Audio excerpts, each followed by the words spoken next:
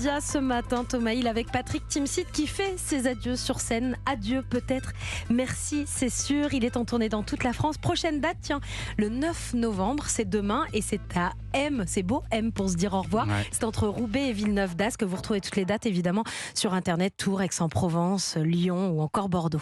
On va dresser votre portrait sonore, Patrick, des petits sons qui vous rappelleront quelques souvenirs. Voici le premier. J'ai quitté mon pays, j'ai quitté ma maison, ma vie, ma triste vie.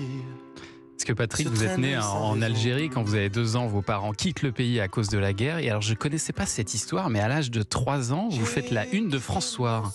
Parce que vous avez été kidnappé avec une demande de rançon et menace de mort. Alors oui, ma mère est désolée, elle est encore là, même si je fais le livre de ma mère. Ouais. Ma mère a 94 ans, 95 en janvier. Ouais. J'ai fait 2 conneries.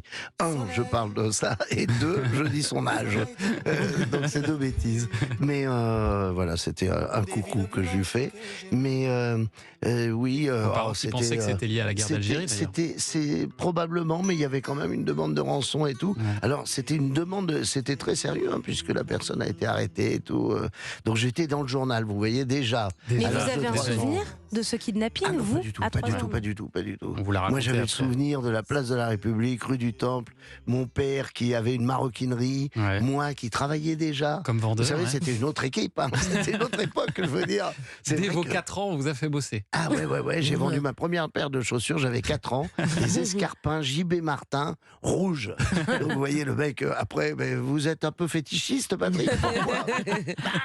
Je sais pas, racontez-moi. À 4 ans, je vendais cherchez pas. Une paire de chaussures, escarpins rouges. La dame était contente. Voilà.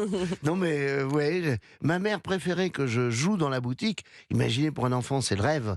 Je jouais dans l'arrière-boutique, donc dans les réserves de sacs, avec les étagères, aller me planquer derrière les sacs et tout, tenir l'échelle des vendeuses. Je vous dis, c'était une autre époque. Hein. Oui. Tu me tiens l'échelle, mon petit? Oui, j'étais là.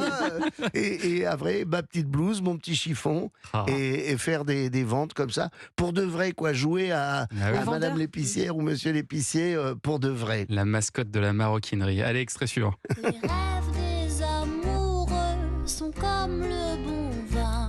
Je ne sais pas si vous reconnaissez cette musique tirée d'un film Disney, Ratatouille, parce que vous avez découvert le théâtre à 23 ans, mais avant ça, vous avez eu plein d'autres jobs, à commencer par une petite carrière dans l'import-export de Ratatouille. Oui, un rêve. C'était une carrière qui était un rêve. C'est-à-dire que je cherchais à partir aux États-Unis. Il y avait le rêve américain. D'ailleurs, quand j'ai fait le film, c'est ce que j'aurais dû raconter, ce rêve américain qui était une autre époque, en fait. C'est là où je me suis gouré. Ouais. C'est le rêve américain, c'est les années... je sais pas, je dirais 80, où on est là et on est avec 2 autres amis, un Fabrice Nataf qui a été après dans de gros postes de la musique chez Virgin, chez EMI, et Johnny, qui notre Johnny à nous, hein, pas le Johnny national, et on rêvait de partir aux États-Unis. On avait ce rêve américain, et on s'est dit, mais la ratatouille, faut exporter la ratatouille. Ça cartonne. En fait, oui, ça cartonne la ratatouille. Oui. Du béret, un jukebox, une baguette de pain sous le bras. Exactement. Mais vous l'avez fait, et Edith Piaf dans le... Non, on a été arrêté place de la Concorde. Ah oui. Ça, le rêve a été bref, parce que place de la Concorde, il y avait le consulat, et on a demandé un visa. Ils nous ont dit, oui, vous êtes marié avec une Américaine? Non, vous avez un père, une mère, une sœur américaine? Non, c'est pas possible. Alors, fin du rêve américain. Fin du rêve américain, tous les 3 sur le trottoir. Moi, un bac en poche, en me disant, mais qu'est-ce que j'en fais de ce bac? Moi, je veux me tirer. Moi, je suis américain dans l'âme. Moi, j'ai rien à faire en France. C'est trop petit pour moi.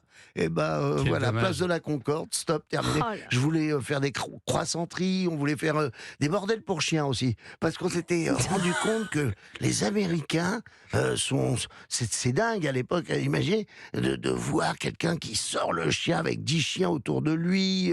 et les toilettages pour chiens. On s'est dit, mais il faut faire un bordel pour chiens. Un bordel. Un bordel pour chiens, ça doit marcher. C'est une quoi. super idée. On amène son petit mâle comme ça, ou sa petite femelle, pourquoi pas. Bien sûr. Aujourd'hui, ou son non-genré. On Son sait pas. chien non-genré. Voilà. Non-binaire. S'il est quoi? Il est non-genré. Je sais pas si c'est un mâle ou une femelle. Laissez, je vais vous dire. Non, cherchez pas, il est très vexé si on touche. Et ben voilà, on a eu le temps de faire 2 extraits dans ce plan.